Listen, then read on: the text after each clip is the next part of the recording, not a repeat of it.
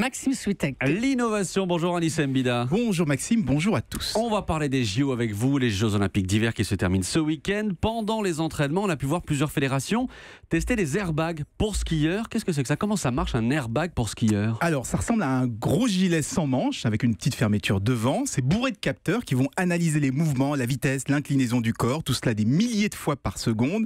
Et dès que les capteurs détectent un déséquilibre ou qu'un ski a déchaussé, pof, le gilet se gonfle en un clin d'œil pour protéger toutes les zones sensibles, c'est-à-dire la nuque, la colonne vertébrale, le torse et les hanches. Donc c'est vraiment précieux, vu les vitesses qui sont atteintes en descente, régulièrement plus de 140 km/h, ou les sauts parfois vertigineux qu'on voit en ski cross. On a tous en mémoire les images terribles de la chute du Canadien Christopher Del Bosco en finale. On rappelle qu'il a quand même été évacué sur une civière. Et justement, ça ne va pas devenir obligatoire en compétition? Je suis sûr que ça finira par arriver, mais avant il fallait d'abord trouver plusieurs fournisseurs, parce qu'au départ il y avait que l'italien Dainese qui en proposait, donc on voulait pas donner le marché à un seul acteur, preuve d'équité.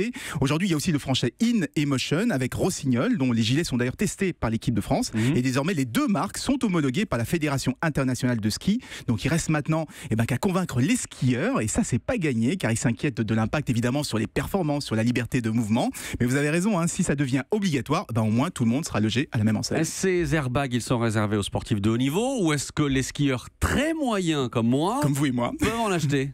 Alors celui de Dainese, il est réservé aux professionnels. Il faut dire qu'il est à usage unique, un peu comme les airbags de voiture. Dès qu'il est déclenché, il faut absolument le renvoyer au fabricant pour qu'il le reconditionne. En revanche, celui des Français InEmotion, il est aussi vendu au grand public autour de 1000 €, donc c'est quand même pas donné. C'est un peu cher, oui. Mais j'attends surtout la version enfant de cet airbag. Il travaille dessus depuis 1 an, et là la promesse, ça sera de les protéger bien sûr, non seulement en cas de chute, mais surtout en cas de collision avec un skieur ou avec un snowboarder. Et donc j'imagine que ça intéressera beaucoup de parents qui partent en ce moment au sport d'hiver. Et peut-être qui nous écoutent ce matin. Merci beaucoup, c'était l'innovation. Merci Anissa Mbida. Europe 1.